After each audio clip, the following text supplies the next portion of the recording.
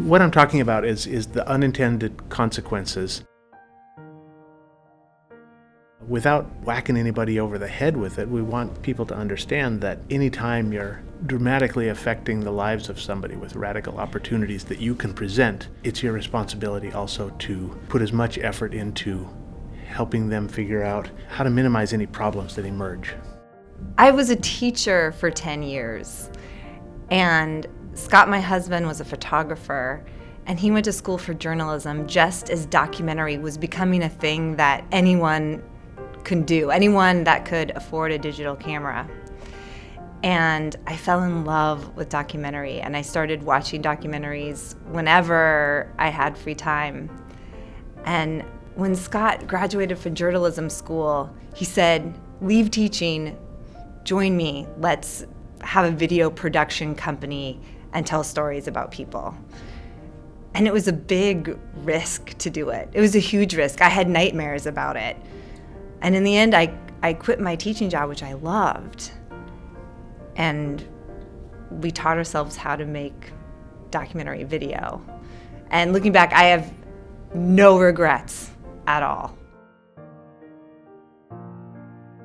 We were hired by a nonprofit organization to travel to Nepal to tell the story of girls' education. It was for a nonprofit that provides scholarships to go to school in Kathmandu, the capital city in Nepal.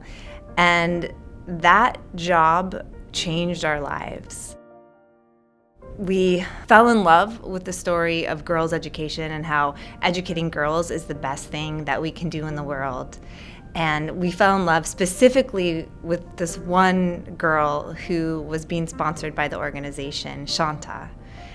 And our plan was to make a feature-length documentary about Shanta and about how she had left her village to come to the city to go to school and to become a doctor.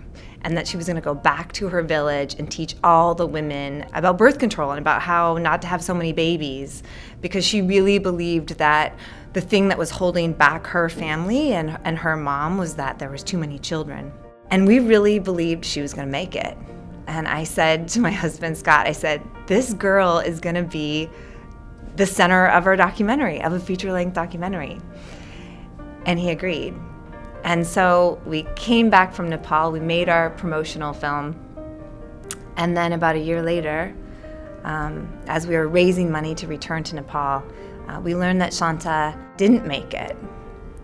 She didn't become a doctor. She didn't even finish her last year of school. She took her own life.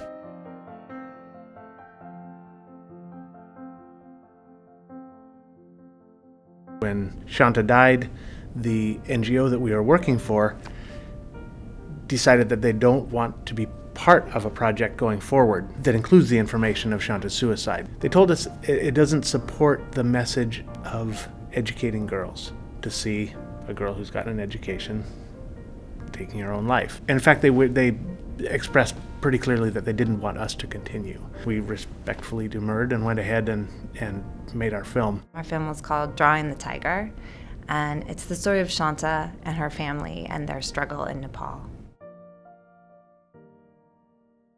Telling people stories is a huge responsibility. The camera is a really powerful tool, and as a filmmaker, it's our job. It's like we decide where to point the camera, and we decide which shots make it into the final film in the edit room, and we choose the stories that we're going to tell. And it wasn't clear to continue telling Shanta's story. And I wasn't always sure that we're the ones that were supposed to tell it, because there's a power dynamic there. Shanta and her family are very, very poor. They are truly some of the poorest people in the world. They live on less than $1 a day, like so many. And going into their village with our camera equipment probably cost more than their entire village is worth, if that makes sense. There's a lot of power there. So there was never a moment, and still, even though the film is done and out, there's always that feeling of how do we tell this story in the most sincere and humble way. The thing about telling Shanta's story was, if we didn't tell it, then who was going to tell it? And we already had this in. We had this video footage of her, and we had these beautiful pictures of her that we knew her family had never seen. And she had a story that, unless we told it, no one was going to hear it. And suicide is the #1 cause of death for girls and women in Nepal currently. And that's true also, they're saying, for India and Pakistan and Afghanistan. And so ultimately, those are the reasons why we knew we had to continue her story. Drawing the Tiger premiered in 2015 at the Hot Docs Canadian International Film Festival, and since then has been screened all around the world, including Nepal. And what's happening right now, which is so exciting, is that there's a small team of suicide researchers in Kathmandu right now, really looking at the issue of suicide among Nepalis. Why is it happening? How can it be prevented? And they're really working on awareness campaigns. And we've really bonded with some of them. And what they're doing, in fact, right now is taking footage from the film, and we're creating a suicide awareness campaign and workshops that can be shared in schools all around Nepal, which is something that wasn't necessarily planned. We didn't know that's what was going to happen with the film. And now it makes so much sense that it is, and it's thrilling for us. I want people to understand that it's more complicated. Throwing money at the situation, just giving tuitions and books to girls, pulling them out of one situation and putting them into another, it's incredibly powerful. It's an incredibly powerful gesture that plays out in the lives of individuals and in families and in villages.